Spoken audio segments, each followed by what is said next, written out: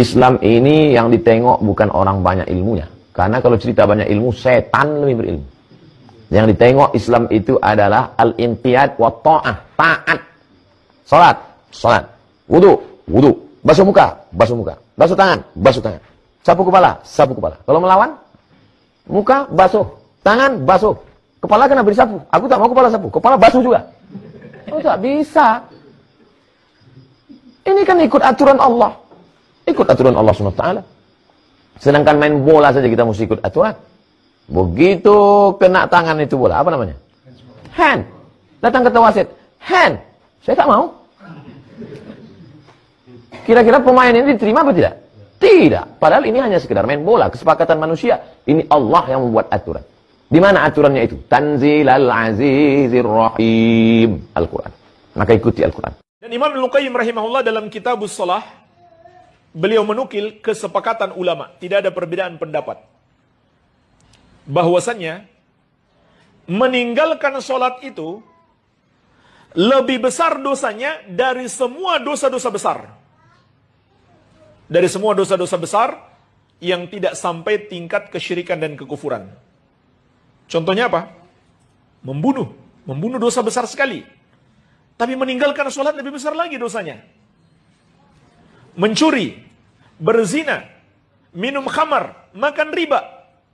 Makan riba dosa besar. Tapi meninggalkan sholat lebih besar lagi dosanya.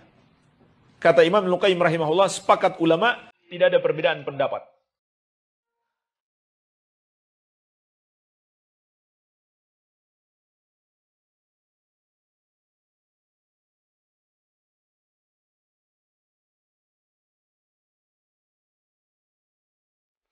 Empat amalan zikir memudahkan rezeki dan cepat kaya. Zikir yang pertama, Subhanallah wa bihamdihi, Subhanallahil azim, astaghfirullah. Diriwayatkan oleh Sayyidina Ibnu Umar radhiyallahu anhu, beliau berkata, pernah seorang lelaki datang kepada Rasulullah sallallahu alaihi wasallam. Dia berkata, "Ya Rasulullah, dunia telah membelakangiku dan kabur daripadaku." Maka Rasulullah sallallahu alaihi wasallam tanya dia, "Sudahkah membaca selawat para malaikat dan tasbih para makhluk-makhluk Allah Subhanahu wa taala, yang mana dengan selawat dan tasbih itu mereka diberikan rezeki oleh Allah?" Dia kata, "Tidak ya Rasulullah." "Apakah tasbih itu?" Maka Rasulullah SAW mengajarkannya zikir tersebut, Subhanallahi wa bihamdih, Subhanallahil azim, astaghfirullah, sebanyak 100 kali sebelum salat subuh dan selepas salat sunnah subuh. Yani lepas azan subuh, salat sunnah terlebih dahulu, lepas tu baca Subhanallah bihamdih, Subhanallahil azim, astaghfirullah 100 kali. Boleh juga bacanya sebelum salat sunnah subuh. Yang penting bacanya sebelum salat subuh setiap hari. Lepas lelaki itu dapat mempelajari zikir tersebut, dia pergi lepas beberapa masa, dia datang kepada Rasulullah SAW. Beliau berkata, "Ya Rasulullah, dunia telah datang kepadaku dan sekarang saya tidak tahu nak meletakkannya di mana." Maka Rasulullah sallallahu alaihi wasallam senyum dan lelaki itu dapatkan hajatnya oleh zikir tersebut. Zikir yang kedua, La ilaha illallah al-malikul haqqul mubin, 100 kali juga setiap hari. Ada bahagian ulama suka memacanya selepas salat zuhur. Rasulullah sallallahu alaihi wasallam bersabda, barang siapa yang membaca 100 kali setiap hari La ilaha illallah al-malikul haqqul mubin, maka ia aman dari kefakiran dan terbuka baginya pintu kekayaan serta terkutuk baginya pintu syurga. Hadis riwayat Imam Ad-Dailami. Zikir yang ketiga iaitu memperbanyakkan membaca La hawla wa la quwwata illa billahil aliyyil azim. Rasulullah sallallahu alaihi wasallam bersabda, barang siapa yang lambat rezekinya maka hendaklah membaca La hawla wa la quwwata illa billahil aliyyil azim. Riwayat Imam At-Tabarani. Dalam riwayat yang lain, Rasulullah sallallahu alaihi wasallam bersabda, barang siapa yang membaca setiap hari 100 kali La hawla wa la quwwata illa billahil aliyyil azim, ia tidak ditimba kefakiran selamanya. Zikir yang keempat iaitu La ilaha illallah sebanyak 1000 kali setiap pagi dalam keadaan suci. Hadis yang riwayat Imam At-Tirmidzi, Rasulullah sallallahu alaihi wasallam bersabda, barang siapa yang membaca setiap hari dibagi dalam keadaan suci, yakni berwudu 1000 kali La ilaha illallah, maka Allah Subhanahu wa taala akan memudahkan memudahkan baginya sebab-sebab rezeki. Jadi 4 zikir memudahkan rezeki dan cepat kaya. Yang pertama, subhanallah wa bihamdihi subhanallahil azim astaghfirullah. Yang kedua, la haula wala quwwata illa billahil aliyyil azim. Yang ketiga, la ilaha illallah al malikul haqqul mubin. Yang keempat, la ilaha illallah. Sampaikanlah dariku walaupun 1 ayat.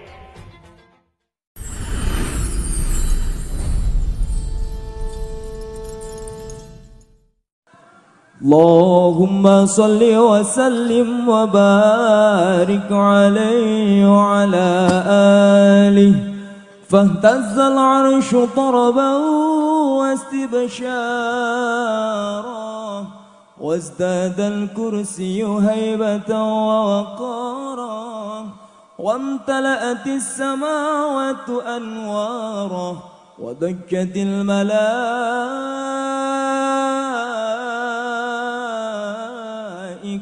تهليلا وتمجيدا واستغفارا سبحان الله والحمد لله ولا إله إلا الله والله أكبر سبحان الله والحمد لله ولا إله إلا الله والله أكبر سبحان الله والحمد لله ولا إله إلا الله الله أكبر ولم تزل أمه ترى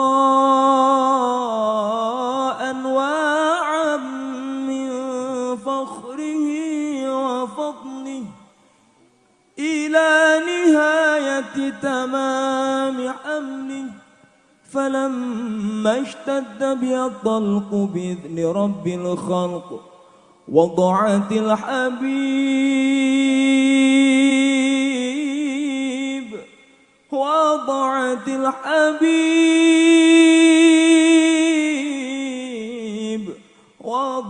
الحبيب صلى الله عليه وسلم ساجدا شاكرا حامدا كأنه البدر في تمامه محل القيام صلى الله على محمد صلى الله عليه وسلم صلى الله على محمد صلى الله عليه وسلم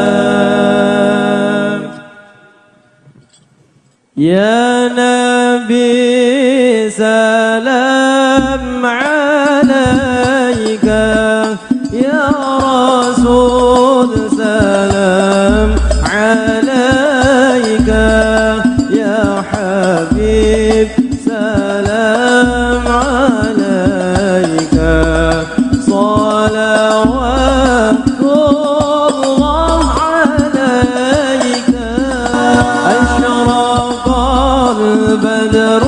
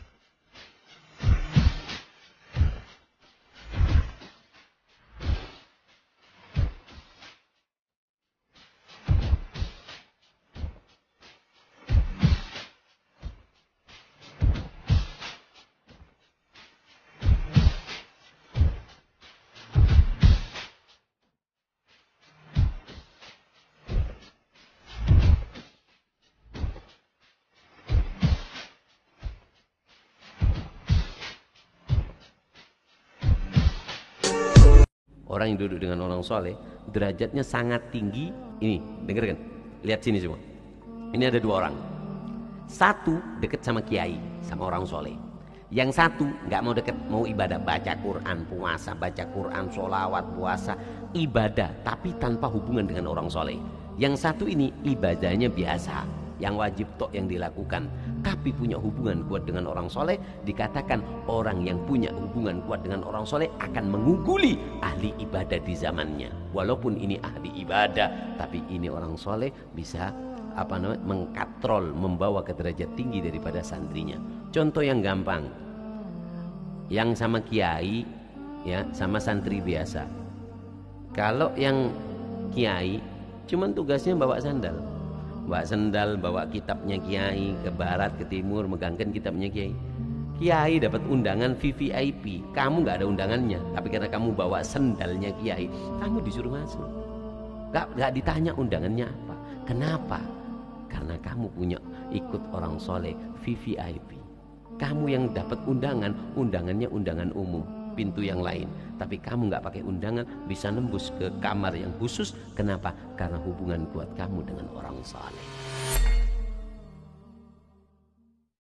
أيها الإخوة،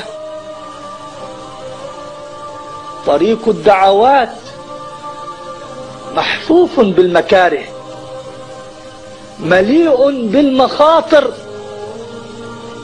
سجون وقتل وتشريد ونفي.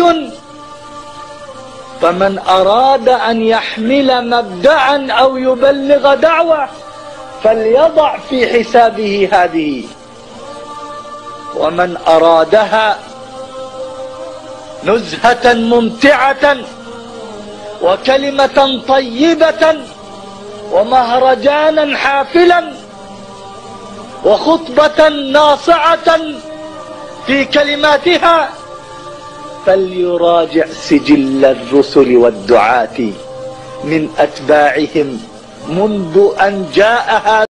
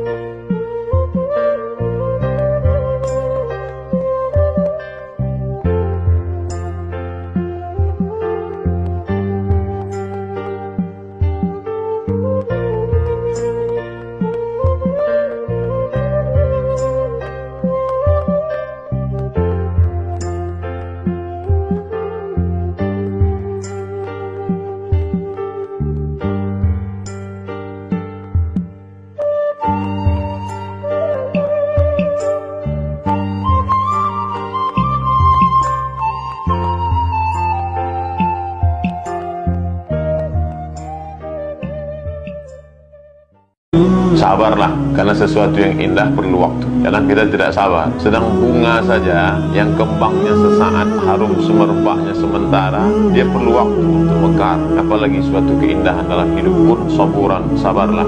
Fal asya al jamilatu tahtaju li waqtin.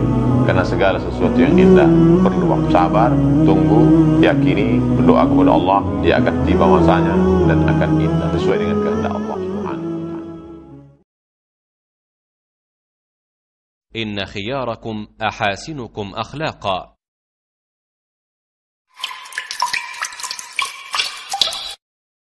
Pendapat mazhab Hanafi, wajah wanita bukanlah aurat. Wajah wanita. Dalam mazhab Maliki hampir sama. Hampir sama dengan mazhab Hanafi. Jadi sunnah hukumnya, tapi wajib jika dikhawatirkan menimbulkan fitnah. Jadi sama hukum antara mazhab Hanafi dengan mazhab Maliki. Ya, Imam Malik, Imam Darul Hijrah, imam yang sangat banyak memberikan kontribusi, lahir, tinggal, menetap sampai wafat di Madinah. Dan beliau memberikan fatwa, sunnah hukumnya bercadar dan wajib jika menimbulkan fitnah. Kemudian mazhab Syafi'i, awas hati-hati, mulai naik levelnya nih. Pendapat mazhab Syafi'i, setiap perempuan yang hadir di depan ajnabi yang bukan mahramnya, orang-orang asing yang tidak terkelindan dengan hubungan kekerabatan yang mahram dengannya, maka hukumnya wajib menutup seluruh tubuhnya, termasuk mengenakan cadar. Di cadar dalam mazhab Syafi'i, pendapat yang paling utama. Kalau utama itu berarti ada pendapat pilihan, karena nanti ada pilihannya ke bawah sunnah minimal. Tapi pendapat yang paling mukhtar, yang paling dipilih dalam mazhab Syafi'i itu wajib perempuan bercadar.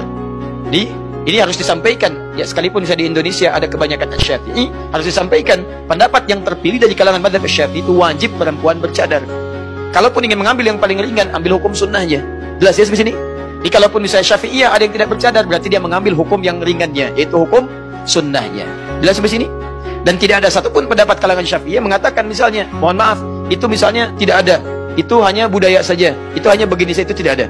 Jadi bahkan dalam mazhab Syafi'i hukumnya wajib ditutup aurat seluruh tubuh, wajib bercadar, dan tingkat paling ringan itu sunnah. Mazhab Hambali menyerupai mazhab Maliki, bahkan ini lebih ketat lagi, tutup. Kemudian bahkan kalaupun nampak aurat di kuku pun tutup. Syafi'i lebih ketat rahimahullah, di mazhab Hambali juga lebih ketat rahimahullah. Jadi tutup keseluruhan, wajib pakai cadar, sunnah paling ringan, bahkan menutup bagian punggung di telapak tangannya. Paham sampai sini? Jadi kalau kita simpulkan di sini bagi para akhwat, pertama, hukum menggunakan cadar. Persoalan pertama, tidak ada satupun dari kalangan ulama, ahli-ahli fikih yang mengatakan bahwa itu budaya di kalangan Arab. Cadar itu budaya, tidak ada pernyataan dari kalangan ulama manapun, dari ahli fikih, dari para imam besar. Itu pendapat, itu statement yang pertama. Jadi penting untuk diketahui supaya jangan sampai ada kesan bahwa itu bukan bagian dari ibadah. Jelas ya? Dipakai cadar ibadah, menutup aurat bagian dari ibadah, dan itu bukan budaya. Karena budaya jahiliyah sekali lagi, masa sebelum Islam, budaya Arab itu masa sebelum Islam tidak menggunakan cadar. Jangankan cadar, kerudung yang menutup pun itu tidak digunakan. Jadi tidak tepat kalau ada statement mengatakan misalnya cadar Ar-Rahman 'allamal Qur'an khalaqal insan 'allamahul bayan الشمس والقمر بحسبان والنجم والشجر يسجدان